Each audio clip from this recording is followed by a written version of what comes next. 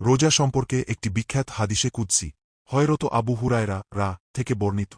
রাসূলুল্লাহ এরশাদ করেছেন, মহান আল্লাহ তাআলা বলেন, বনি আদমের প্রতিটি আমল বা কাজ তার নিজের জন্যই হয়ে থাকে, প্রতিটি নেক কাজের বিনিময়ে 10 গুণ থেকে 700 গুণ পর্যন্ত বৃদ্ধি করা হয়ে থাকে।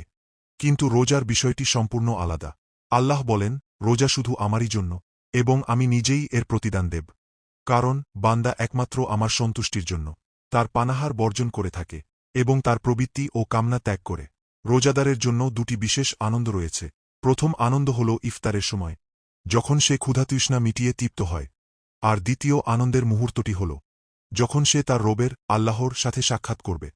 আল্লাহর কসম, রোজাদারের মুখের গন্ধ আল্লাহর কাছে মিশক বা কস্তুরীর সুঘ্রাণ অপেক্ষাও অনেক বেশি প্রিয় ও সুগন্ধময়। রোজা হল মুমিনের জন্য একটি ঢাল স্বরূপ, যা তাকে গুনাহ ও জাহান্নাম থেকে রক্ষা করে। তাই তোমাদের কেউ যখন রোজা রাখে, সে যেন তখন অশ্লীল কথা না বলে এবং অহেতুক শোরগোল বা ঝগড়া না করে।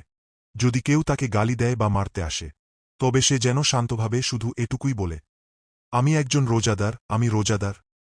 সংক্ষিপ্ত শিক্ষা, এই হাদিসটি আমাদের শেখায় যে রোজা কেবল না খেয়ে থাকা নয়, বরং এটি ধৈর্য,